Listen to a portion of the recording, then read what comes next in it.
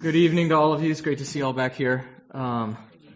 Again, this is Tales of the Talmud with me, Rabbi Nick Renner. Last time we looked at a figure named Elazar ben Arach, a mystical figure who sort of pushed some of the boundaries of what is possible in terms of the rabbinic experience. We have also looked at, in our learning of Talmudic stories, a figure named Rabbi Eliezer ben Hyrcanos. He, if you remember from our story about the oven of Achnai, this snake-like oven, there was this whole conflict between him and the other sages, and he is ultimately excommunicated. We looked at Rabbi Akiva at one point, and we looked at his Torah learning and the ways in which he was a learned and brilliant sage, and the way in which he ultimately took part in the Bar Kokhba revolt and was martyred as a consequence to it. In the course of study of all of these figures, one element that has emerged time and again is this question of boundaries, this question of lines, delineation. What is in and out? What is within and outside of, external to, the rabbinic project? A brief bit of background about what is the rabbinic project, what is the Talmud. So, the Talmud is the longest written work in the ancient world. It's the longest written work by about 4 times. The next closest thing is a series of, I believe, Roman legal codes. It is so long, it is 63 tractates or volumes make up the Talmud. And it is so long because it preserves all of the dissenting opinions, all the disagreements, all of the arguments, all of these pieces. In terms of genre, the Talmud is 2 basic pieces. One, it is halakha, this word for Jewish law. It's the legal material. It's prescriptive in nature. The second thing that it is agadata, or agadah, similar to the Haggadah. It's a word that means legends, stories, fables, these mystical pieces that the rabbis are writing about. And this is what we're focusing on in this course of study. This is the last session in this particular calendar year in this course of study. But this seems to have been a really great topic and something that folks have enjoyed, and we've had a solid turnout and solid learning, so we're going to continue with some stories when this course picks back up again after the high holidays.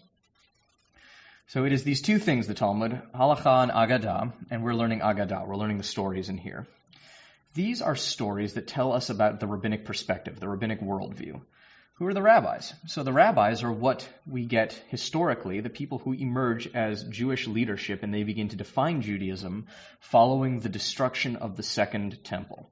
So in and around the turn of the millennia, around the year 0 or so, we get the Romans conquering the Holy Land, the land of Israel, and destroying the various Jewish groups and such. And in the wake of the destruction of the temple, in the wake of this destruction of what was Israelite centrality and Israelite governance, Israelite peoplehood, the rabbis were the folks who sought to figure out how to put it all back together again. After all of this cataclysm, all of this destruction, their project was, how do we remake our relationship with God? No small undertaking. Given that the capital was destroyed, that the sacrificial system was destroyed, all they have to figure out is how do we exist as a people and how do we exist in relationship to God? Like I said, pretty significant questions they're undertaking. So the Talmud itself is two written works. It's the Mishnah and the Gemara. The Mishnah was redacted in the year 220. The Gemara, it's not entirely clear when it was redacted, but we believe it was redacted somewhere around the year 600-700 or so. What's that? Oh, so that's sort of one of the mysteries as well, is when the Talmud was finally closed. We're going to continue. As I mentioned, we've learned all of these different stories from these different rabbis. And one thing that's come up over and over again are what are the boundaries of the rabbinic project? What are the lines of the rabbinic discourse? Who is in and who is out? What is acceptable and what is not acceptable? So one thing that's come up a couple of times in looking at folks who seem to push these boundaries, whether it is the mystic, Elazar ben Arach, whether it is the revolutionary, and also the Torah scholar, Rabbi Akiva, and his messianism he engages with, or whether it is Eliezer ben Hyrcanos, one of the great sages who winds up excommunicated. one thing that constantly comes up, and that somebody has mentioned in all of these sessions, is a figure named Elisha ben Avuya. He is also known as the Acher, which literally means the other. He, in the rabbinic imagination, is the heretic par excellence. He is the famed apostate. He is the one, the sort of model, the prototype for the rabbi who leaves the fold, who betrays the people, who steps somehow beyond the boundaries. Again, we have the wrongdoings of Rabbi Eliezer ben Hyrcanos, and he winds up getting excommunicated for this conflict he has with the rabbis, but we still call him Rabbi Eliezer. Even though he gets shut out from their political process, the tradition subsequent to him doesn't erase him. It doesn't strip him of that name, Rabbi. It doesn't rename him something else in that way. We can't say the same thing for Elisha ben Avuya, as he is retitled, remade into Acher, the other. They won't even say his name. He is that kind of Voldemort sort of character in the rabbinic imagination. So, we're going to look at some stories, some pieces of the Elisha ben Avuya narrative. There are too many different stories and too many pieces to actually look at everything that was said about him, so I've tried to pick a selection that illustrates his story arc and who he is as a character. As they say in TV, when things get a little gruesome, viewer discretion is advised. There is a piece of this that gets a little bit horrific toward the end. And again, I want to reinforce that this is sort of the rabbinic evildoer par excellence. So to keep that in mind as things really go off the rails. So now I'm going to distribute these stories of Rabbi Elisha ben Avuya, or Elisha ben Avuya the Acher. So if you want to take one, pass them on. I want us to begin, as is our custom in this group, with some chavruta learning. Chavruta, the Aramaic construct of the word chaver, a friend in Hebrew. Chavruta learning is the traditional rabbinic Talmudic discourse, and so I'd love for us to learn in this mode as well. So turn to somebody next to you, or three people, get in a small 2 or 3 group, and I encourage you to read through it. I lost the line. Okay, well, I don't have the line in the page that used to be, so I'm telling you now, just read the first paragraph. We'll start with just the first paragraph. Ready? Get set? Go.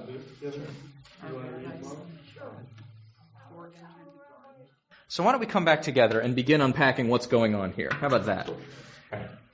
I'm going to start reading. Unless we have any question right from the beginning, I'm going to start reading, and I encourage you all to jump in and stop me when you have a question in this paragraph, okay? Does that sound good? All right. Our rabbis taught, 4 entered the garden. Arba'ah shenichnasu lepardes. Questions here? I actually do have a question. Yes. With Acher entering this garden with these other figures, would this have been before he has done whatever thing he did that caused him to be cast out of the community and to become Acher, to lose his name? That's the implication. Because he is entering in the presence of this respected Rabbi Kiva. They're doing this, they're going in together in some way, so the implication seems to be that he hasn't yet committed his heresy yet. You also had a question about the garden that I want to go ahead and toss out for the whole group, that I thought was a good question. Garden here, if you look at my footnote, it is pardes, this Hebrew word for it. This word, this is not Gan Eden we're talking about. This is not the Garden of Eden. And I want to say that very intentionally because there are Talmudic stories that do encounter the Garden of Eden, where the rabbis or other people. There's a famous story about Alexander of Macedonia, Alexander the Great, actually going to the Garden of Eden and interacting with the gates there. So the Garden of Eden does happen. It is a place that is in the Talmud, so we are not meant to see this as the Garden of Eden. I'll say one other thing about this word, pardes. This is supposed to be this resplendent, beautiful, idyllic place. I heard a rabbi I talked to about this suggest, imagine the Baha'i gardens, if you've ever been to Israel and seen those perfectly, beautifully manicured gardens where everything is in place. Imagine that kind of thing. Some kind of garden that is approaching some kind of aesthetic perfection. Now this word, though, pardes, is not a Hebrew word originally. This is a very recent word here. And if you were in the ancient Talmudic imagination, you would hear that this is not a Hebrew word for garden. It is not a gan. It is not Gan Eden. They're using a recent word, a Persian word for garden. So again, this is a word, this is a construct of garden that comes from the East, in fact. Just want to put that on everyone's radar. This is something you would hear, again, if you were so steeped in this, if you were the guys walking around and talking about this all, you would probably hear that, oh, we're talking about some kind of a Persian or Babylonian, some kind of Eastern beautiful garden, but we're not talking about Gan Eden, and we're not talking about the land of Israel. Why is it capital? It must be important. I capitalized it because it is some kind of place of mystical significance. It is some kind of mystical experience that happens here. So I wanted to capitalize that. That was my choice in rendering this. Any other questions, or can we... Well, does it suggest any time in history, maybe, at all? Like the Babylonian exile or something like that? Or? So historically, these rabbis are folks who would have been in and around the end of the 1st century CE, the beginning of the 2nd century CE. That's when these historical figures were around. So we're thinking of sometime after, if we were trying to play in the game of historicity, which is a dangerous game to play, as I mentioned before, because of this rabbinic formulation, ein mukdam u'me'ochar b'Torah. There is no such thing as early or late in the Torah. They play fast and loose with our ideas of historicity and temporality. Just a warning. But we're probably looking at the end of the 1st century, beginning of the 2nd, in terms of that. In terms of East and West, I also want to put out there that there were 2 Talmuds. You'll oftentimes see the Babylonian Talmud and the Jerusalem Talmud, the Yerushalmi and the Bavli, because there were these huge academies that were in Babylonia, what is now modern-day Iraq, where they were in the midst of writing this work. So these rabbis, and you'll see later on in this, the rabbis actually went back and forth between the land of Israel and these Babylonian academies, sharing and learning and arguing with one another. So it sort of hops back and forth. In terms of the 2 Talmuds, the Babylonian Talmud has a greater overlay of later redaction. The Jerusalem Talmud is seen as closer to the original version. Yeah? Are all 4 of these people rabbis? Excellent question. Rabbi Akiva is a rabbi, of course. Yes. Ben Azai and Ben Zoma don't seem to have that title elsewhere. They're part of this big group of sages that are arguing. They're regular characters. We see them in other places too. They're minor characters, but this isn't the only place we have them. So they're part of the broader dramatis personae of the Talmud, but they don't get labeled as rabbis. Good question. So what Hang you're on. saying is that the scriptures written in Jerusalem obviously, or in my mind, have the flavor of Europe and Rome, whereas the scriptures from Babylonia are in the East, and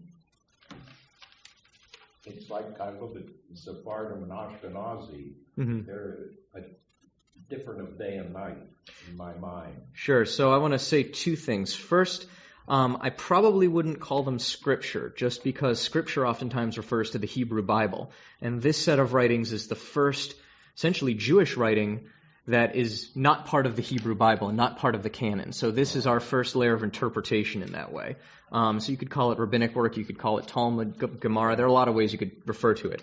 You could suggest that the Babylonian Talmud is more Eastern in orientation or influence. However, I want to caution us about making any kind of generalization about that because it was redacted later.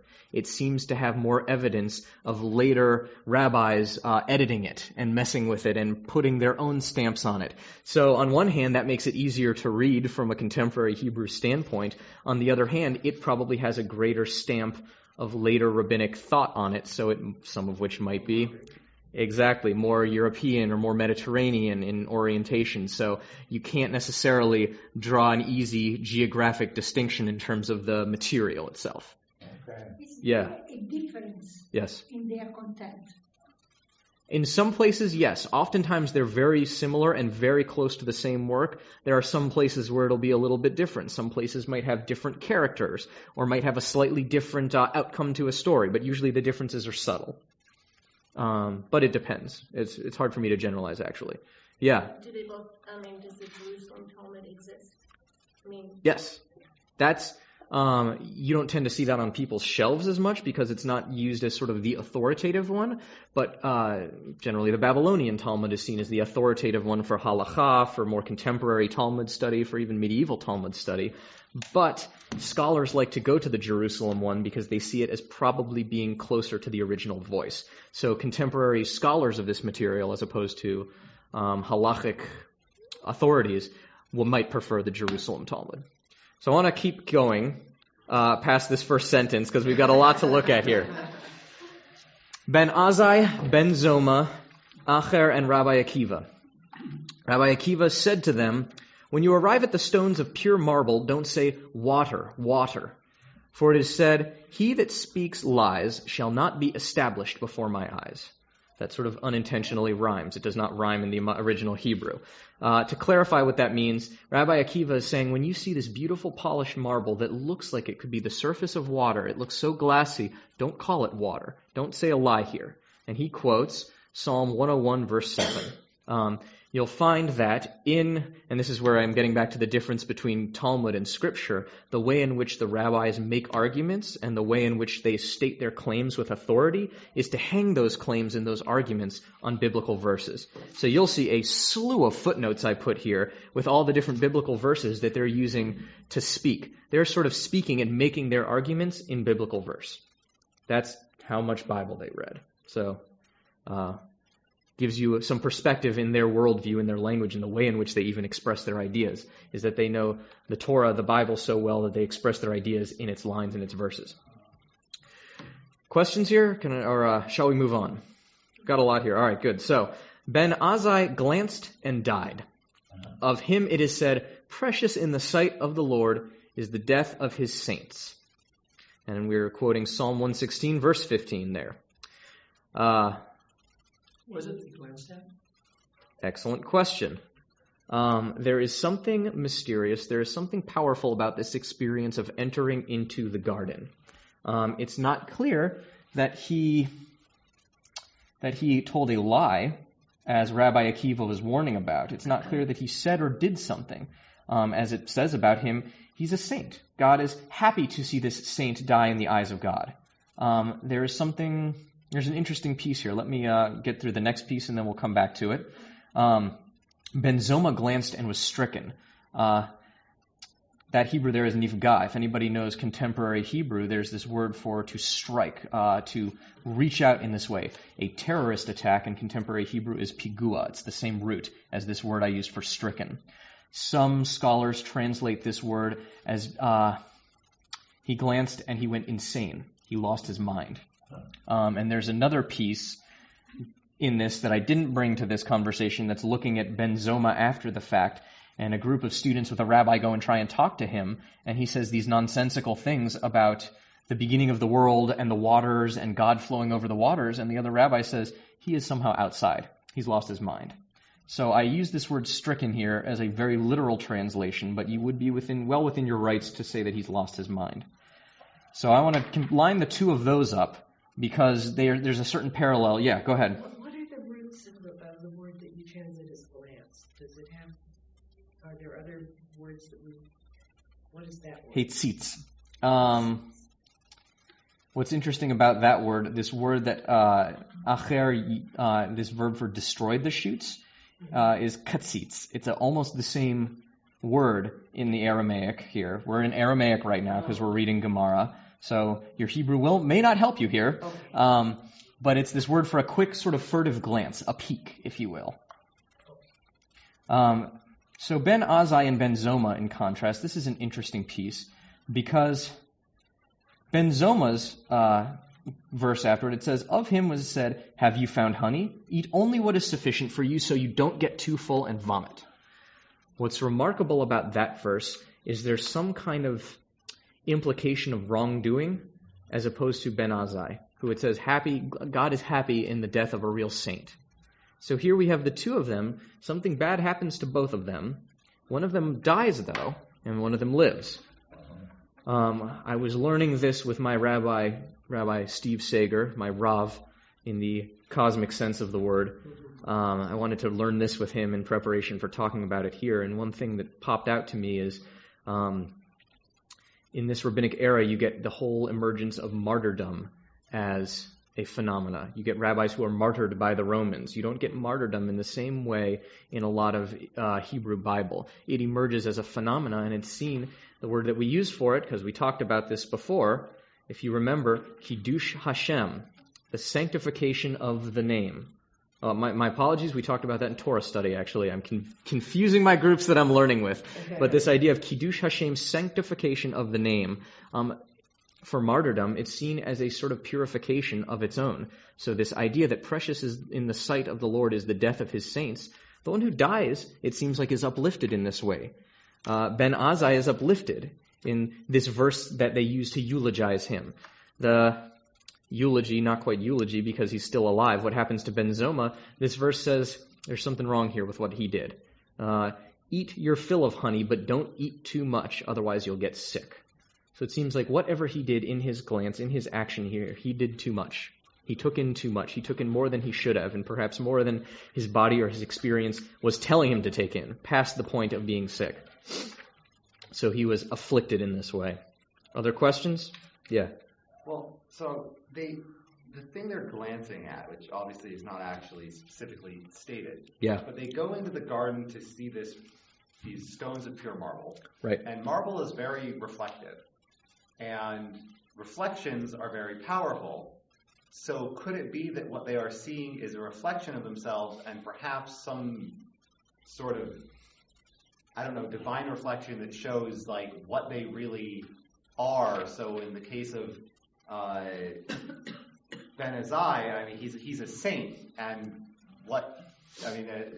a saint is more of this heavenly body, heavenly concept anyway. So for him to simply die there instantly and be taken up to be with God, and for Ben Zoma, if he was somehow an innately greedy person, whether he showed it on the outside or not, what he saw of himself in a reflection on the inside drove him completely insane because of whatever this greed was. So I have never quite heard it droshed that they are looking at a reflection of themselves refracted through some kind of divine lens. Can I borrow your pencil real quick, somebody? Something to write with? Thank you. I want to write that down. And what's your first and last name? Abraham Cohen. Abraham Cohen. I want to teach this B'Shem Omro in your name, because I haven't heard that quite phrased that way. And that's the thing, is that this is also a rabbinic thing I just did, is that when you hear teaching from somebody that you want to teach, they are very, very clear and very transparent to always teach in the name of the person they learned from. So that's why it's very important to me in this rabbinic discourse to do the rabbinic thing in that nature. Thank you for the use of your pencil. So that's a great reading of it. Perhaps they are looking at themselves. The reading that I've often heard from folks is that they are seeing some kind of truth, some kind of divine revelation, that they are experiencing perhaps a little bit more truth than they can really handle in their lives. We saw Rabbi Elazar ben Arach chasing after these waters and these wines at the end of his story. And going after this water and this wine, somehow he loses himself. Somehow going after some kind of an experience, it is entirely possible. We've seen this before, and Talmud can in some way obliterate who you are in an existential way. We have seen Ben Azai killed by glancing at whatever this is, whatever revelation this is, perhaps some vision of himself refracted through this divine reflection. We have seen Ben Zoma looking and being injured at whatever this is, whatever revelation, whatever experience this is. So there is a profundity and even a danger at being too close to that which is divine, that which is revelatory, and that which is spiritual. Again, the rabbis, they have real ambivalence about these powerful, mystical, spiritual experiences. And I use the word ambivalence intentionally, not as disinterest, but ambivalent. They hold the multiple valences of it, that it is this uplifted, holy, and wonderful, beautiful thing, and it's also very dangerous. Yeah? Well, on I'm just struck by the fact that they did this right after Rabbi Akiva spoke those words of not to do it, like Eve was told not to do something, and these two people were told not to do something, and they went ahead and did something, as a consequence. So what's not clear is if they violated what Rabbi Akiva tells of them, or if they've done something else entirely. Because Rabbi Akiva says, don't say water when you see the stones. He's warning them against, in some way, reporting or conveying this experience in a way that is false. He says that's the thing you cannot do. So whether they glanced and in some way conveyed what is there, this revelation, this experience, in a way that's true or false, is an interesting question. I think that's a great question you raise here. Yeah? Well, glutton, I associate with being a pig. So there's some association here that way. But then on top of it all, my reading of history says that the Romans were glutton. In other words, they ate until they were more than full, and then they would, vomit it all up, and then they would start again. And that was a way of life, of eating until you got sick, yeah. Until you get sick, vomit, start over again. You are right to bring that particular understanding to the table. You could very easily read this verse here of him, have you found honey? Eat only what is sufficient for you so you don't get sick. They could be deploying that voice as a polemic against the Romans in their way of life. That is a totally not an uncommon thing in the Talmud, that they will very obliquely attack the Roman enterprise, the Roman culture, the Roman authority in that way through verses, through roundabout ways. They will find ways to come out and use their own language and their own methods to condemn it. So I think you're right to bring that to the table as well. Should we continue? I want to finish out the story and then we'll reflect on it for a moment. Acher destroyed the shoots. Rabbi Akiva departed in peace. Yes? Acher did not glance. The other two glanced, but he did not glance.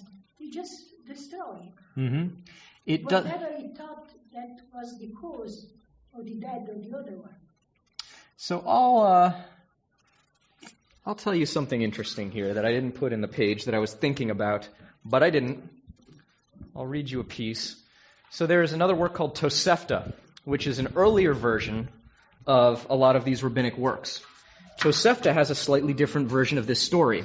They have a verse for, they have all verses for all four of them here. We're going to see a verse for Acher in the next piece where we're going to see, but we don't see the verse from Rabbi Akiva. So I'm going to go ahead and read you this verse that they use in the earlier version of it. The verse from the earlier version of this story says about Rabbi Akiva, and about Rabbi Akiva it said, "Draw me after you, let us run. The king has brought me to his chambers. Let us delight and rejoice in your love." This is from the Song of Songs. In some way, this earlier version says about Rabbi Akiva, or seems to be saying, that Rabbi Akiva was drawn in by God, that he may not have made the choice to enter into the garden on his own, but that he may have been pulled in. So it may not have even been his choice. He may have been the only one of those three that God invited in, which is interesting. That was, for all of you here and all of you listening at home, this is Song of Songs, chapter 1, verse 4, that the Tosefta attaches to Rabbi Akiva. You can look it up later on. Again, I didn't attach that because I didn't know if we were going to go into that, but I'm happy to share it with you here. So that's a piece of what was an earlier version of this that does have verses for all four of them. Other questions? Yeah. Well, not a question, but my sense of Acher, what it says is basically he did go in and he just wreaked havoc. Yeah, he destroyed the greenery. Almost like as he always does. Mm-hmm. Yeah, there's something. This is seen by the rabbis as the point at which he commits his heresy. Whatever this was, cutting the shoots, destroying the shoots, this was his grand heresy. That's the way that they understand it. This was his crossing the bridge into being the apostate, state enemy number one. whatever happened in that moment. This is the way in which they talk about it more commonly. Yeah. So my thought was, what a hair does in destroying the shoots is an extremely traumatic event to turn him into a hair. But this event, as traumatic as it is to the entirety of the Hebrew people and to the collection of sages and rabbis, it doesn't seem to emotionally affect Akiva. He simply departs in peace. He witnesses this. He's there for this heresy, for this great destruction, and he's not affected by whatever divinity or whatever it was that struck down Ben Azai and Ben Zoma, and he's not affected by the horror of what a hair does. He's able to just, synthesize all of what's going on around him and leave in a state of peace. So, you're right to point that out, and I want to take us back to Rabbi Akiva. If you remember from our learning Rabbi Akiva, he's an interesting guy in that he has all of this great Torah learning. He came to Torah later in life. He only ever started learning Torah at the age of 40, and yet became one of the greatest Torah scholars in the history of all of the rabbis. And he is the one who names Shimon Bar Kosiba. He renames him Bar Kokhba. If anybody has heard of the Bar Kokhba revolt. Bar Kokhba means the son of a star in Aramaic, and it's meant to anoint him in a messianic sort of way. Rabbi Akiva, so it's interesting, in the space of this cosmic rupture that we see of Acher uprooting, destroying the shoots, Rabbi Akiva is able to dwell in peace. He comes in peace and goes in peace. However, in the actual concrete, lived, historical experience, Rabbi Akiva does what he can to get these early rabbinic Jews, to get them on board with the Bar Kokhba project. He gets them into a violent uprising that ultimately is responsible for destroying tens, if not hundreds of thousands of those Jews that lived at that time. It's interesting that in the metaphysical, in this cosmic realm, he is in a place of peace, and yet in the world, his winds up being a very fraught and very violent place. And if you remember the story with Moses seeing God tying the crowns on the letters, and then seeing Rabbi Akiva martyred and dead in the marketplace, Rabbi Akiva meets a horribly violent end. He meets a horrific end that Moses sees, if anybody remembers this story from early on. So Rabbi Akiva does dwell in a physical, in the real world, in the physical world. Rabbi Akiva's space is a fraught one and is a violent one. And he's part of this militant uprising, this nationalist insurrection. And he meets a horrible end. But here, he is in this place of peace. Well, a fascinating contrast, I think. Yeah. Yeah, he departed. I mean, did he too die? It just says departed, perhaps. It's another way to say. It's an interesting idea.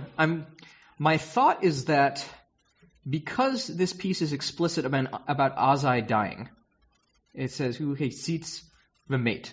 It says very clearly, this guy, he looked and died. Let me put it like this. The Talmud is vague enough that you can construct that as a reading, but it would be unusual for it to use the actual concrete word for death for Ben Azai, but not use it for Akiva if Akiva died here. It's a great reading, and these drashot are how we learn about what this means, and we're going to see more drashing about this in just a moment, but it's a great question. Yeah, Audrey. And then, okay, Abraham. What's that? Why is it made to be such a puzzle? I'm not sure that it's intended to be a puzzle as much as this is the rabbis and their worldview. This is sometimes called Talmud and Gemara, Mishnah, all of that is sometimes called oral Torah. What we're seeing here was originally a conversation. These were the rabbis arguing with one another, telling stories, debating, talking about law, them gathered around the table, hashing it all out. And it wasn't until later on that it started getting written down. And you see places where so-and-so said in the name of so-and-so, we're then getting later rabbis explaining what the earlier guys said. And then a third rabbi has to go and write it down eventually. And then potentially a fourth rabbi is the one who redacts it later on. So there are gaps. There's also layers of story on top of it.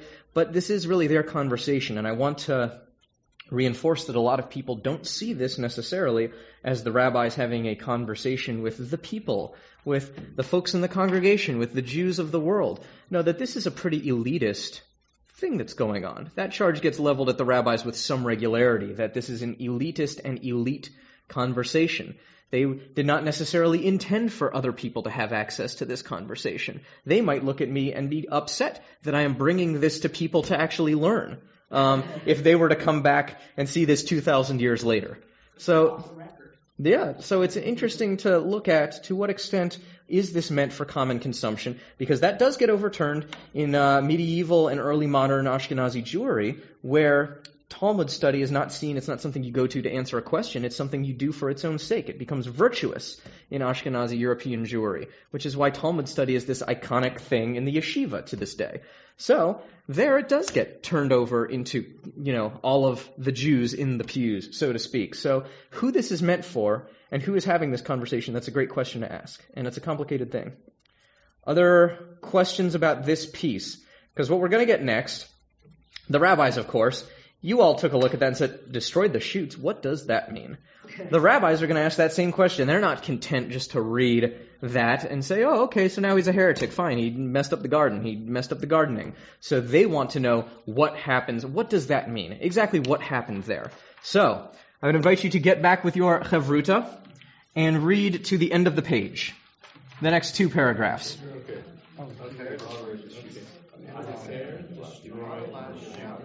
All right.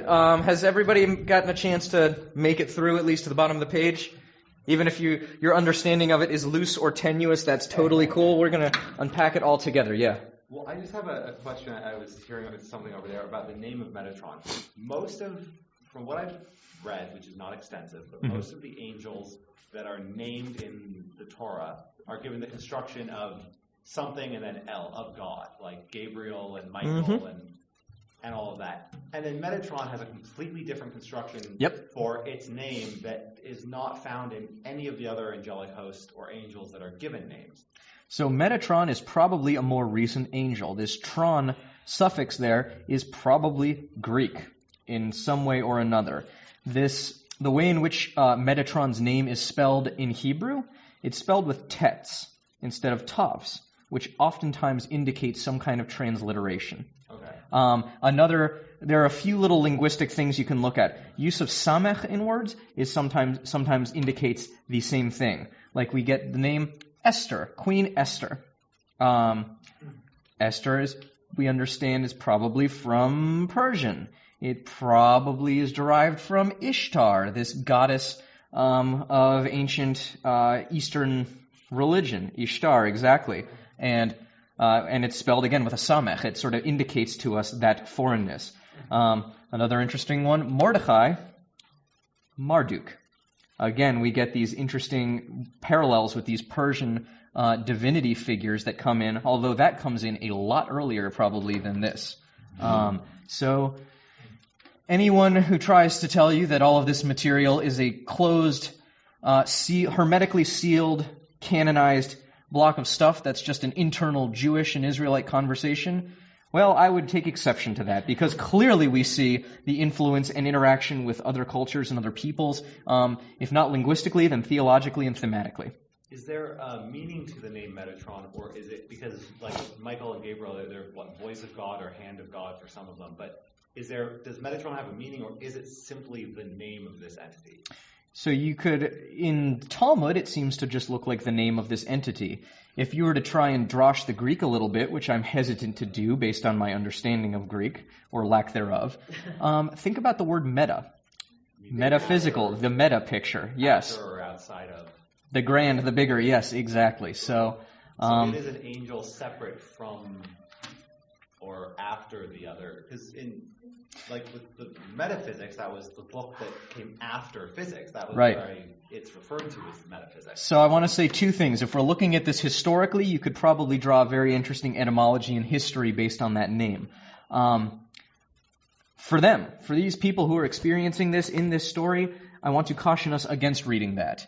They are viewing Metatron as an angel just like the rest. He's up there with Gabriel and Raphael and whoever else. Like he's they're not viewing Metatron as somehow being external to the project, even though they, in their Hebrew imagination, are probably hearing that glimmer of something that is not ancient, original biblical Hebrew. Oh. So, yes, to both of them. Yes, and. He's just sitting down and writing his little book. How about this? Let's dive right in. Let's see what happens. Does that sound good? Well, and we'll unpack it when we get there. Even angels don't want to stand around and write there. All right, so I'm going to start reading. Stop me if you have a specific question on a point. Acher destroyed the shoots. Of him it is said, do not allow your mouth to bring your flesh into guilt. That is Ecclesiastes. You remember how I said in the Tosefta version of this story, all 4 of them get verses in the earlier piece? So in the Tosefta version, it has that line up top. This, I actually fast-forwarded a few paragraphs down to where they start unpacking what destroy the shoots mean. In the original piece of this paragraph of the 4 who entered the garden, that verse is tacked up there along with Ben Zoma's verse and Ben Azai's verse and Akiva's verse. So that's where I said, here's the piece from Rabbi Akiva that we don't get in this story and from the earlier version. In the earlier version, we have the same verse, but it's just earlier. So, what does... Yes? Is that to everybody? You mean that verse itself? Well, it's said in reference to Acher, in a way that those other 2 verses are said specifically in reference to first Ben Azai and then Ben Zoma. Okay. That verse is said for Acher. What does this refer to? Acher saw that permission was granted to Metatron to sit and write down the merits of Israel. He said, it's taught as a tradition that on high there is no sitting, and no emulation, no back, and no weariness. Perhaps, chas v'chalila, God forbid, there are 2 divinities. He looked up. So, is he saying that Metatron might be a divinity since he has taken the creed of... That seems to be the piece he's taking. Then He looks at Metatron's physical positioning and says, whoa, angels aren't supposed to do that. Does that mean there are 2 gods? Now, let's take a step back from this story just to put us back in the ancient world, the ancient imagination. Who knows what was religiously going on in what is Persia? Who can give us a word about that? Anyone? This is kind of an obscure question. What the religion that was going on east of them was. Zoroastrianism. The 2 sides. And it is a dualist religion, which means that it is a religion of binary. We are meant, probably, let me put it like this, it would not be an unreasonable inference to think, oh, this is in some way in dialogue with the broader culture, with what was going on religiously around them. For Acher to suddenly say 2 divinities, that's going to scream out in that imagination, oh, we're looking at the people around us. This is some kind of like Gnostic tradition or Zoroastrianism in particular. And it's interesting, you will see also other glimmers of Zoroastrianism in other texts. Without getting too grotesque on the matter, there is a piece about sky burial, which is a tradition in some of those Eastern religious pieces like Zoroastrianism that comes up in the book of Ezekiel when they're talking about being exiled to Babylonia and to further east. So that's an interesting resonance that we also get.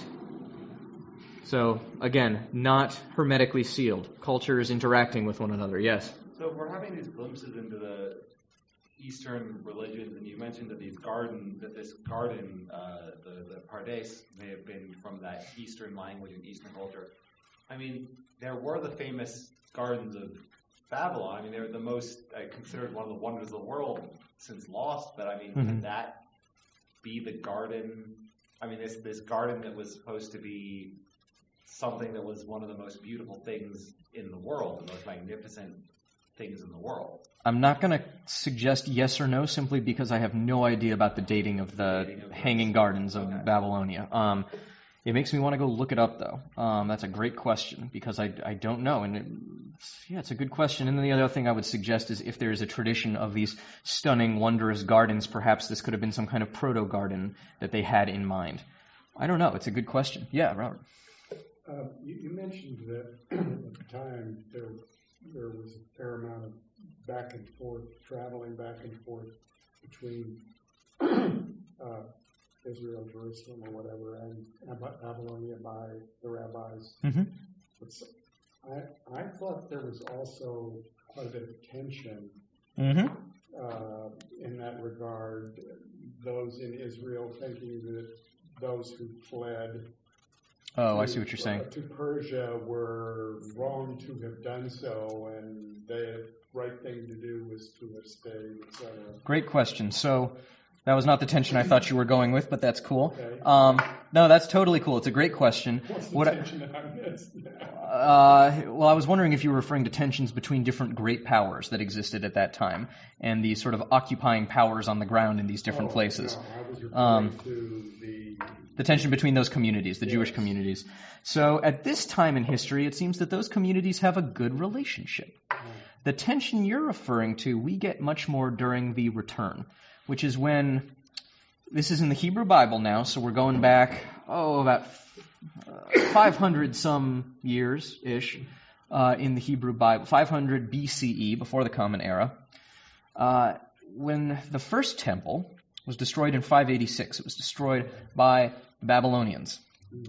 The Persians then conquer the Babylonians, and they let the Jews return to build the second temple. King Cyrus is the famous one, and in fact, I think it's Divrei Yamim, Chronicles, somewhere, they refer to King Cyrus as a Mashiach, as a Messiah, for his redeeming the Jews to the land of Israel. And at that time, there does seem to be tension.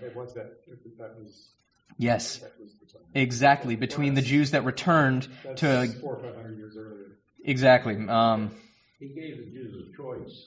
Yeah, he didn't send them all back. You can stay here, or That's you right. can go back to Israel. I don't care. That's right. And we get in Ezra and Nehemiah, the books of the Bible, the sort of late books, we get the different lists and names of Jews and groups that went back to the land of Israel to be part of this temple enterprise the second time around.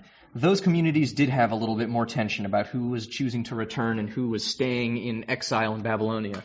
These communities don't seem to have that tension. They seem to go back and forth. They will say, we have a tradition elsewhere, and we're going to see that in this story, actually, at the end of all of this.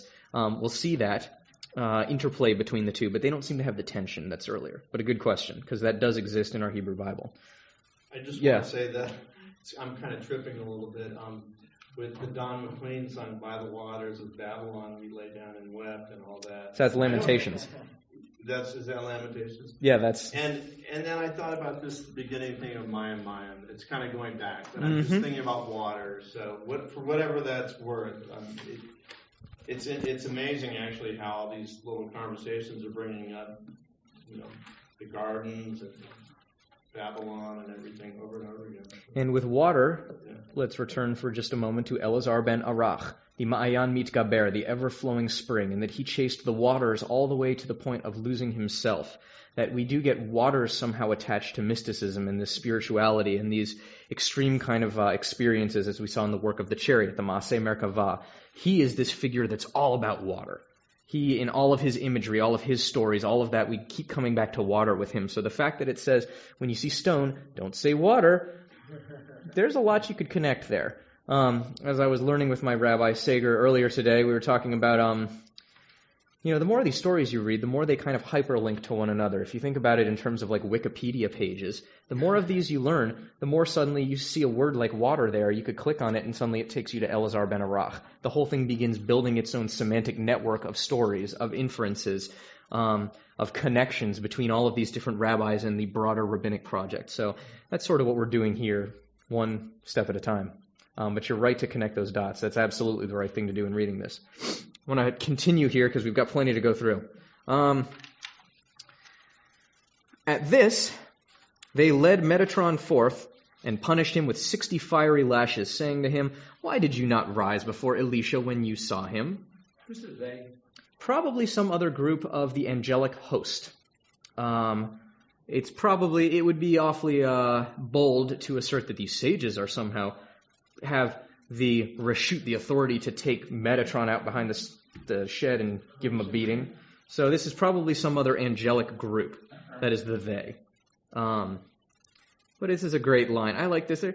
You idiot.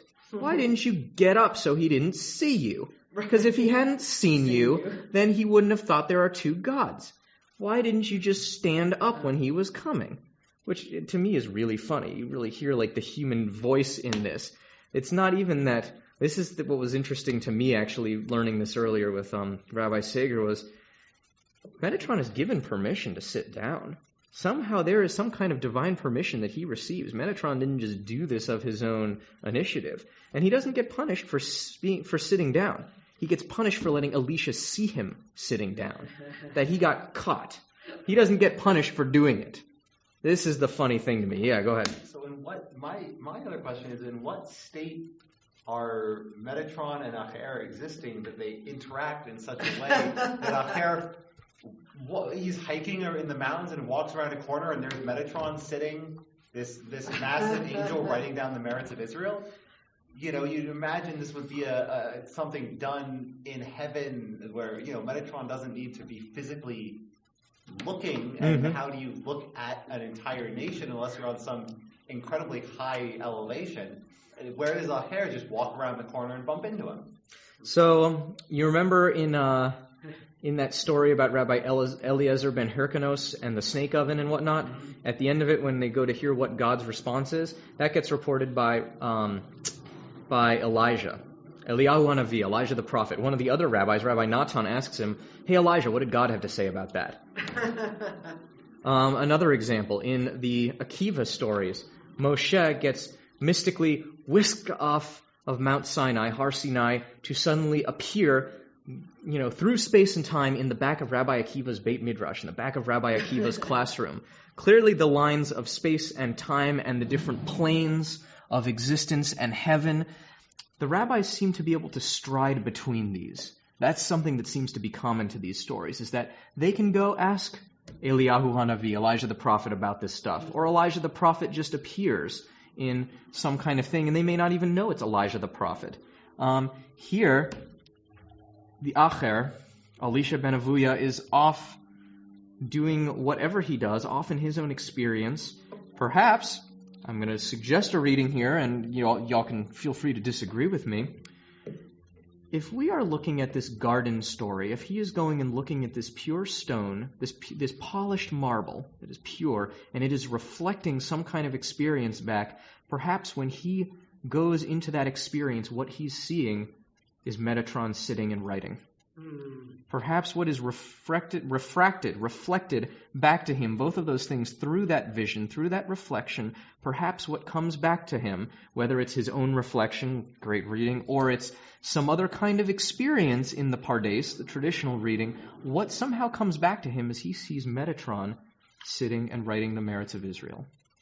So that experience is when he has this thought of the two divinities, which could be the source of him lashing out and destroying the shoots.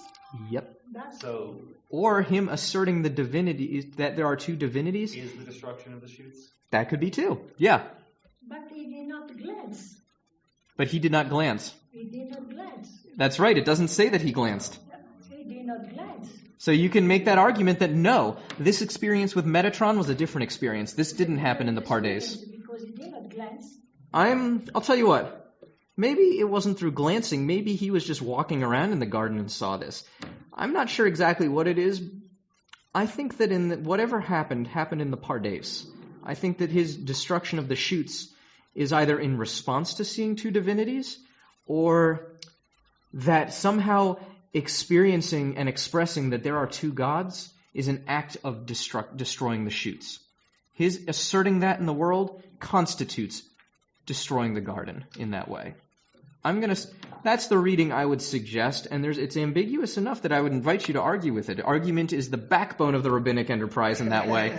But I'm going to stand with that reading for the moment. Yeah, Robert. Well, the word shoots, okay. We keep focusing on marble and stone, and be careful it's not water, but it looks sort of like water. But if we're in a garden and there's water, what goes on is that something is going to be grown, something new is going to be created out of what? Shoots are the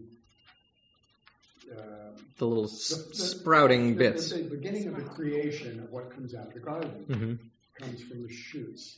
So is this a metaphor for some of these ideas that the rabbis are kicking around? It's a great reading. And what he does is he just comes in and wreaks havoc on... So that's sort of the understanding, is that whatever he brings into the world, is capable of uprooting the rabbinic project, obliterating it in its little buds, its little flowerings that are going on and that we're seeing in this text, the very beginnings of it and the very foundations of it beginning to flower in the world, that he's the figure that goes and destroys it. He's the one who's going to go tear it to pieces. That's what we're seeing in this text. I think you're absolutely right. I think that is the reading, and we're meant to experience it that way. Right on. I want to continue in this. We're going to see more. We're going to go into greater detail in an interesting piece with this. Okay. Permission was then given to him to strike out the merits of Acher. Him, it's a good question. Again, the Talmud plays fast and loose with its pronouns, as we have seen time and time again.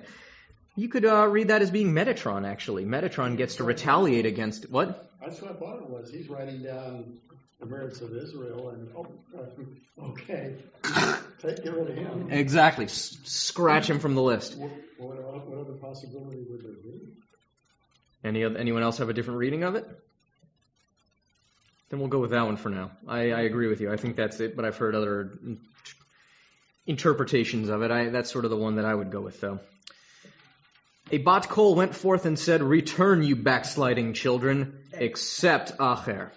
A bat kol, as you may remember from the story with Rabbi Eliezer ben Hyrcanos, means the daughter of a voice. It is the Talmud's shorthand for a heavenly voice coming down. We get the bat kol again with this argument between Rabbi Eliezer ben Hyrcanos and the rest of the sages when they're arguing about the snake oven. If you remember that, a bat kol comes down and takes part in the argument. So, the bat kol comes forth and says, "Return, you backsliding children, except Acher." This is, again, this backsliding children piece is from Jeremiah, except Acher. Acher replied, "Since I have been driven forth from the next world, let me go forth and enjoy this world." So Acher went forth into evil ways. He found a prostitute and propositioned her. She said to him, "Aren't you Elisha ben Avuya?" But when he tore a radish out of its bed on Shabbat and gave it to her, she said, "It's another person." So, a couple of notes on this. Since I've been driven forth from the next world, this is an explicit reference, he's referencing Olam Haba, the world to come. He understands that whatever has happened to him has cut him out of Olam Haba, the rabbinic formulation of heaven, the rabbinic formulation of where you go when you die. Whatever has happened with him, he is excised from any kind of afterlife. And he says, fine, if I am not going to participate in the next world, I'm going to go do what I will in this one. And he went forth into evil courses, evil ways. Sort of a vague piece here. This piece, yeah. The beginning garden wasn't afterlife, was it? No, this is not Gan Eden. Again, this is... okay. We're not meant to see Pardes, it doesn't seem like at least, as Olam Haba. Good catch. Good question. It's just that the other two happened to... One died there, and one was hurt, and the other left. The other two left. Mm-hmm. Acher destroyed the shoots and was angry about something, maybe because he wasn't accepted. That's okay. It's too much. It's an interesting question of whether he was angry.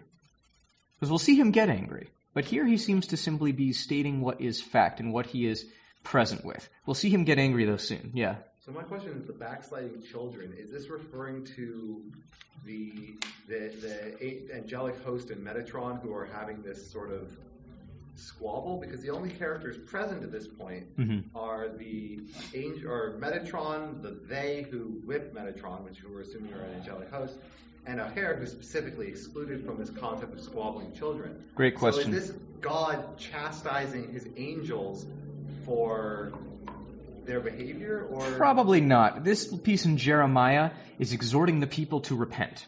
This is Jeremiah the prophet shouting at the people, "You have all done all of these terrible things, repent." So this is probably talking about the Israelites. So this is saying here, the implication being that everyone can repent, except Acher. Okay, so it's not referring to the events that are actively going on. It's referring to Israel's ability to repent in general.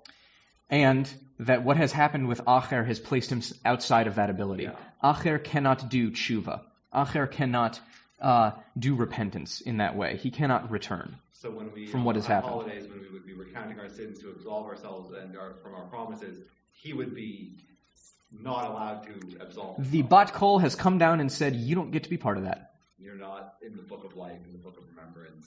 You are excised from that. That's right. The Bat Kol has come down and declared it using the line from Jeremiah, that this whole repentance project we have here, going on over here, all of you in shul, you don't get to do that. That doesn't work for you. That mechanism that the rest of the people have, that doesn't work for you. You are beyond that. Yes? I have a question going back. Why Rabbi Akiva departed in peace? That's a good question, and that gets unpacked at great length in another piece. I'll tell you what, let's unpack that another time, because that goes off in a broad direction, sort of like how it says Acher destroyed the shoots. What happens with each of these characters, except Ben Azai actually, Ben Zoma, there's a whole long piece about him and him being stricken and him losing his mind and whatnot that I skipped. I jumped over to the Acher piece, and what comes after this is Rabbi Akiva departing in peace and what that means, and that's a long set of conversations. Because even this, I had to cut back on all of the Acher conversations that come afterward to try and streamline this down so we could get through it.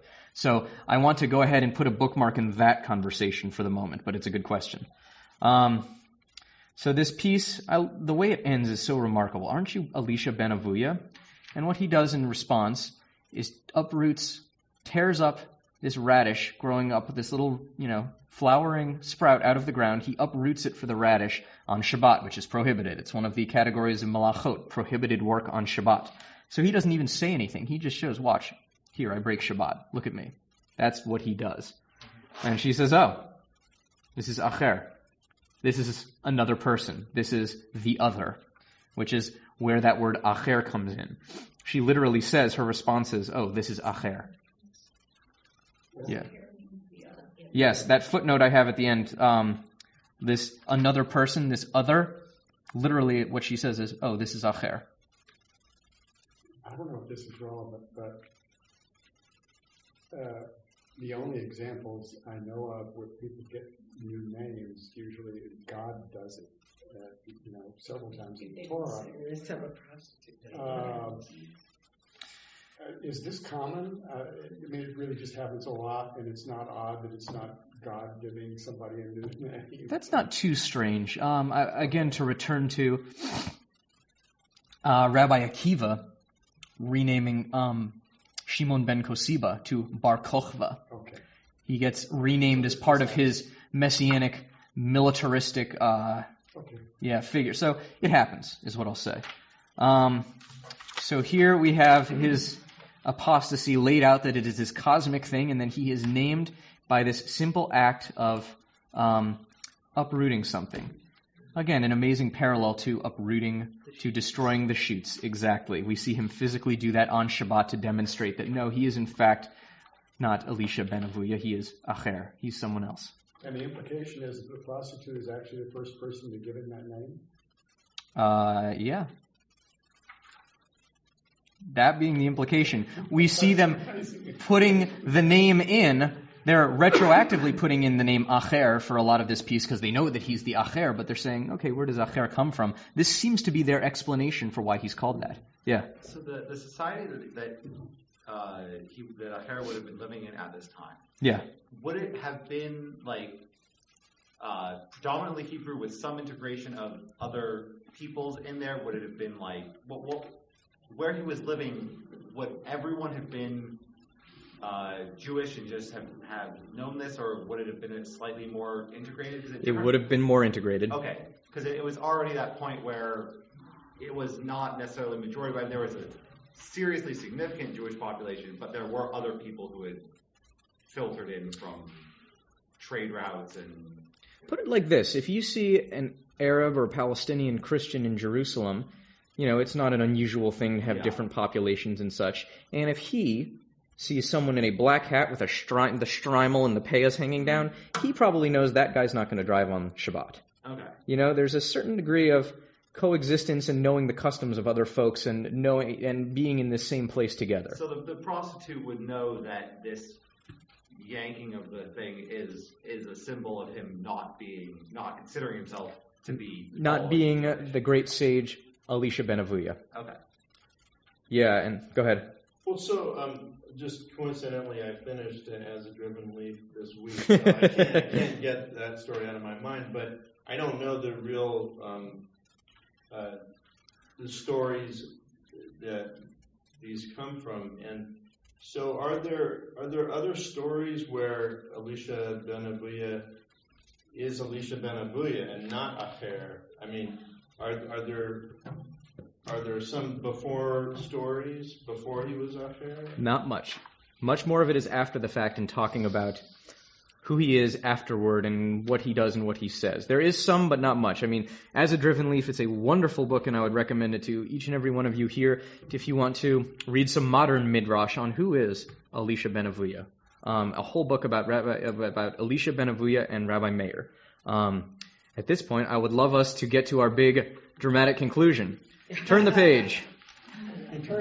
We're going to read the next 3 paragraphs in Chavruta, stop at the line, and we'll read that last little line together. Those next 3 paragraphs, what I'll tell you right now, move through the second paragraph quickly. Don't read it as closely as the first or the last. It's sort of, if you hear a joke that has it's sort of setting up the punchline by repeating something, that's what you're seeing in that second paragraph there. I didn't want to excise it entirely, but that's the spirit in which I would like you to read it. So, read through these 3 paragraphs here, and we'll see a totally different version of Acher. Has everybody gotten the chance to read through this at least once, just to get to the bottom of the paragraphs? Okay, cool. Did you all as well? And it's okay if this seems convoluted. We're going to unpack it together and do a closer reading together. I just want to move us along because we have a little bit left to go. Our rabbis taught. Once Acher was riding on a horse on Shabbat, and Reb Meir was walking behind him to learn Torah from him. Said Acher to him, Meir, turn back, for I have already measured by the paces of my horse that this is the end of the Shabbat travel limit. As I put in the note here, the limit that they have for travel on Shabbat, you're not allowed to travel on Shabbat traditionally, and the rabbis say in Tractate Shabbat that that limit is 2,000 cubits from a person's abode, or where it is that they're observing Shabbat. So he's saying, this is the end of the limit. This is the end of the line. You can't go any further. Meir replied, you go back too. Acher answered, I have already heard from behind the veil. Return, you backsliding children, except Acher. Yeah. Is riding a horse allowed on the Sabbath? So that would have been a piece of travel again. He's clearly setting out to violate the Shabbat limit. He's already violating it just by being on a horse. Even if you took a horse to go next door, that would be a violation of the... I'm pretty sure I'm thinking about what halachot and what malachot would go into that. I'll put it like this. I'm not positive, 100% positive that simply mounting a horse, but even tying up the saddle and saddling it, that would be violation of the malachot around tying and those kinds of things. So what would just go into it would be a violation of it, putting aside the intent that why on earth would you need to get on a horse if you can't travel. Yeah, if you can't go beyond 2,000 cubits, what do you have for a horse? Cubits are about 3 feet? About, forearm or so. So is that about a mile? Probably less than a mile, yeah. Yes. I'm going to ask a question. Yes. By the Orthodox, yes. are we Acher? Or what? Are we Acher? Acher? Yes, the reconstructed. Can't answer that. That's an interesting question. Repeat the question. Are we Acher if we Are we Acher? To folks who are Orthodox? And I think, first of all, Orthodoxy is such a big, big category that I don't think it's possible to answer for all of Orthodox, because you have everything from modern Orthodox and open Orthodox, who I call my colleagues when I was at Hillel, to various streams of Haredim and black hats and very extreme sorts of Jews, so I can't answer for all of them. I think there are folks that might not call all of us here in participating with this Acher. They might not call them apostates. They might call the behavior apostasy or heresy of breaking various tractates of Shabbat and whatnot. But again, it would be, what is the specific behavior that you would call heresy? And so then the question would be, what is the law, and how do you keep it, and how do you interpret it? This idea that you don't do work on Shabbat, that gets unpacked into the Talmud to be all of the different halachot that we have today. So even that's an act of interpretation. So I'm not going to answer that question because of the complexity and because of the gray areas and because there are a lot of people, Jews from other more observant backgrounds, that might not agree with our particular observance of a holiday, of Shabbat, of this or of that, but would see sufficient commonality with us as being part of Am Yisrael that they would not want to call us acher, or not want to say that we are heretics or apostates. There are plenty of people with whom I can disagree and with whom we can still exist in Am Yisrael together, in the same way that the rabbis have a great many disagreements, that they disagree between Babylonia and Jerusalem. There are a great many disagreements that they can have without excommunicating one another. The whole Talmud, the reason it's so long is it keeps all the dissenting opinions in there, even the ones that they disagree with. Those voices are still part of it. And that disagreement is the place from which we draw the richness of the Talmud. So that's a few words on that, more than a few. Let's see. Rabbi Meir prevailed upon him and took him to a schoolhouse. Acher said to a child, "Recite for me your daily verse." The child answered, "There is no peace, says God, unto the wicked." Isaiah 48:22. He then took him to another synagogue. Acher said to a child, "Recite to me your daily verse." He answered, "For though you wash with nitrate," looked it up, potassium nitrate, who knows, "and use much soap, your iniquity is marked before me, says the Lord God." This is Jeremiah 2:22. You can't wash off the sin. He took him to yet another synagogue, and Acher said to a child, "Recite for me your daily verse." He answered, "And you, who are spoiled, what are you doing that you wear scarlet with ornaments of gold, that you wear makeup? In vain you make yourself fair." This is Jeremiah 4:30. Took him to yet another synagogue until he took him to 13 schools, all of them quoted in similar vein. Again, I wanted to put that piece in as it's sort of lining up what's going to happen, but this is sort of not the punchline, as it were. When he said to the last one, "Recite for me your verse," he answered, "But unto the wicked, the Rasha, God says, who are you to declare my statutes?" This child was a stutterer, it said, so it sounded as though he answered, "But to Elisha, God says," rather than to the Rasha, God says. Some say that Acher had a knife with him, and he cut this child up and sent him into the 13 schools. Some say that Acher said, "Had I had a knife in my hand, I would have cut him for this." So this is the Acher. We see the full extreme of what a character this is. This piece about cutting him and sending him to the 13 schools, that has a resonance with the book of Judges, actually, where they cut someone into pieces and send them to the 12 tribes of Israel. A woman, actually. It's some of the darkest material that we get in all of the Hebrew Bible, in the book of Judges. But this idea of cutting someone in this way and sending them to all of the different places in that, that evokes the book of Judges, which is the book of anarchy. It's the book of destruction. It is the book at the end of which we get the people crying out, "Can we please have some kind of monarchy, some kind of unity, some kind of order here?" This is the book that precedes the story of the coronation of the first Israelite king, King Saul. And then we get King David and King Solomon. It's in the wake of all of that violence and all of that destruction of the book of Judges that we get the great kings of Israel and Judea. Questions? Yeah. Well, I was struck by the sort of dichotomy of personality in Acher, because at the beginning of this, the first paragraph, he's almost flippant about breaking the laws and showing his wickedness. I mean, there he is getting on his horse to go travel on the Sabbath, specifically because it's Shabbat and he can go travel. I mean, he's outside. He's been told that he's outside of, that he's not going to be able to repent. So what does he care anymore? But then when someone else calls him wicked, he snaps. So it's okay for him to think of himself as beyond redemption and wicked, but to be confronted with this makes him very angry about it. It's an interesting thing that all of these verses, up until the last one, all say the wicked, the evildoer, the wrongdoer. All of this, it's all vague until the last one, where this child misspeaks and he hears his own name instead of Rasha. He hears Elisha. And it's up until then, he basically goes from one to the other, to the next, on and on and on, so forth, hearing all of this stuff, condemning the wrongdoer, until he hears his own name. Well, there are two things that happen that struck me in Yeah. the last one. One is that he hears his own name. The second one is The first 12 are sort of vague. You're a wicked guy, you're this, that, the other, or somebody is. The last one has to do with messing with the statutes, with the teachings. Very good. I thought that's what got to him.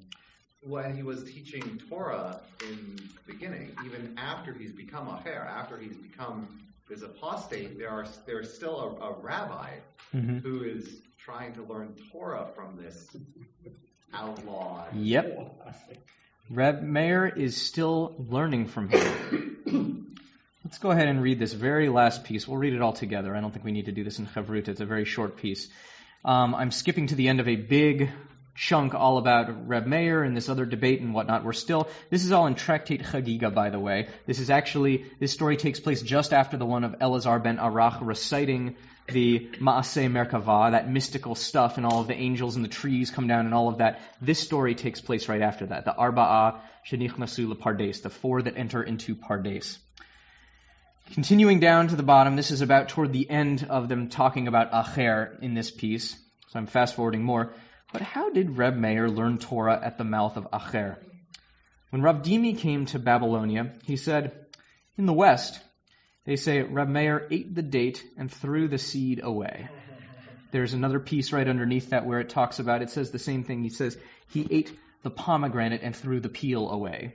The klippah, that inedible exterior. So they say twice here that somehow Reb Meir has this unique position where he's able to learn from Acher. He's able to take in the pieces that are worth taking in, take in the Torah, take in what's beautiful, take in what's meaningful, and cast out the bad stuff, cast out what's dangerous, cast out what's inedible. That Reb Meir seems to have a gift in this way that is unique amongst all of these other rabbis. This is the end of Reb Meir. We see Reb Meir in other places, actually. And we see very interesting stuff with Reb Meir's wife, actually, too. One of the few female characters in Gemara is married to Reb Meir. So we may revisit him, actually, once this class starts back up again. He would be an interesting one to revisit. It's a good thing to think about. What's remarkable about this, the rabbis love Acher. Don't get me wrong, they also despise him. They're also terrified by him and find him totally threatening. But they are so fixated on him. They won't stop talking about Acher, and they have all of these different traditions about Acher in the East and the West and how it is that this is okay. The Acher is something that's so important in their world. The Acher is this sage who is smart and able to really access this stuff, but he's so smart that he's able to undermine it. This is an archetype we see in several places here of the sage who is so smart and so brilliant and so powerful, but from that power comes the ability to undermine this whole enterprise. This is a very precarious thing the rabbis are building, this entirely new civilization that they are building upon prayer and rabbis and synagogues and stories and all of this relationship to God and new forms of Jewish community. They see this is balanced on a thread here. And the most brilliant amongst them, the most gifted, the most powerful voices are also the most dangerous. They are also the ones who have the true ability to innovate, to build, to construct, to remake the world as they know it, are the ones who have the greatest ability to destroy it, to cut the shoots, to stamp out these little buds and these little flowers of this new world that the rabbis are creating.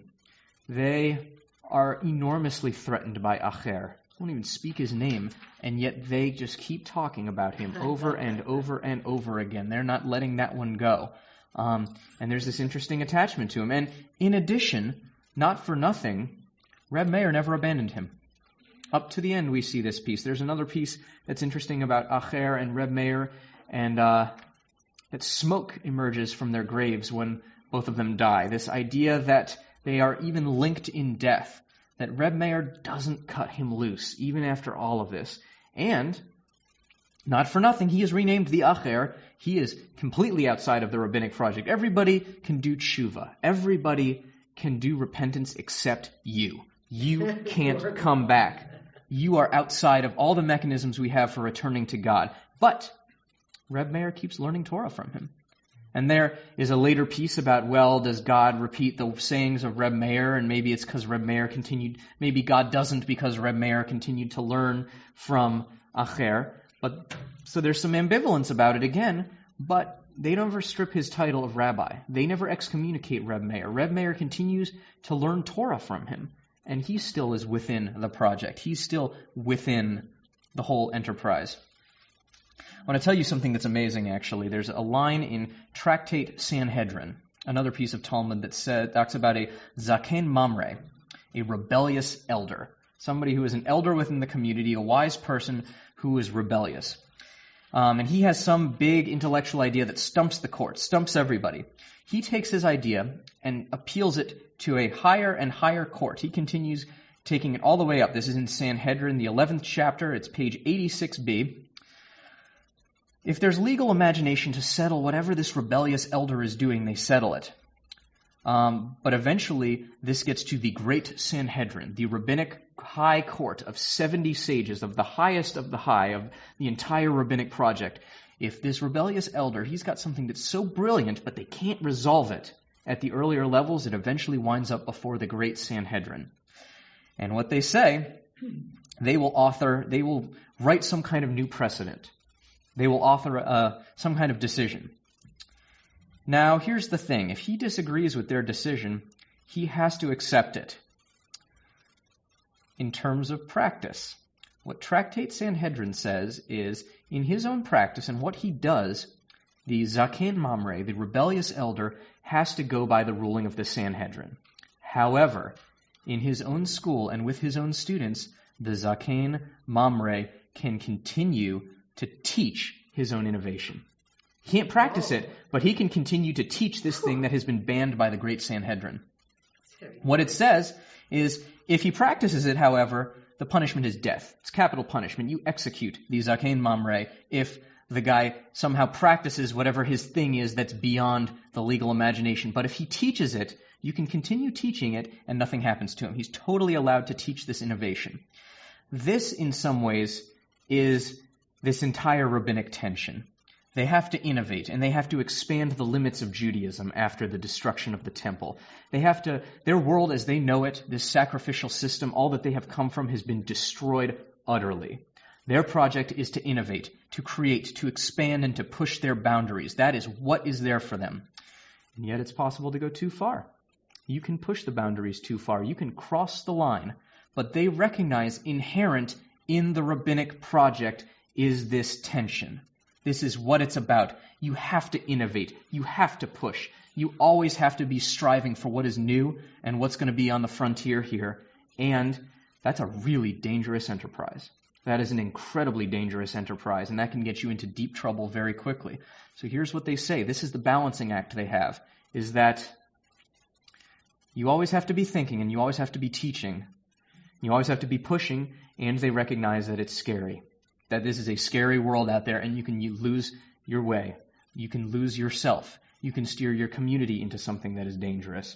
That this is fundamentally a dangerous and yet incredibly exciting and incredibly important enterprise. This story here with Acher, this represents the limit of what is outside of the rabbinic project. This represents the farthest edge, the farthest limit. This is their archetype for what is beyond. And that's the danger of the rabbinic project. That's the danger, is that you have Acher. Acher was bound to happen, sooner or later. If your project is fundamentally innovative, if it is fundamentally about recreating and rebuilding the world as you know it and making something new on the frontier, eventually you're going to have Acher. Eventually you're going to have this person. So here, what we saw today is the far limit, the far danger of the rabbinic project and the way in which they deal with it, the way in which they dwell with that, the way in which they see that danger and have to somehow reconcile this figure's teaching and his connections with Reb Meir, with the fact that he's outside of their project. He has gone beyond the boundaries. So here, in this series we've seen a lot about what are the boundaries of the rabbinic project, what are the boundaries of the rabbinic world. We've seen Rabbi Eliezer ben Hyrcanos and his debates, his excommunication. We've seen Rabbi Akiva and his uprising he takes part in, his beautiful and brilliant Torah, and then the way in which it visits destruction in the wake of the Bar Kokhba revolt.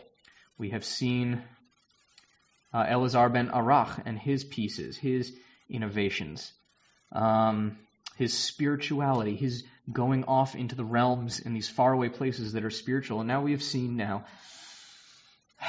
the far edges of it. We have seen the farthest that you can go and what truly sets you outside of the rabbinic project, what puts you off on evil ways. So I think in this way, what we've learned together over this past series is what constitutes the rabbinic project in many ways by looking at its boundaries, and looking at its edges, and looking at the way in which it pushes out into the world to create, to build its frontiers, and that, hey, that's a dangerous thing and you can go too far.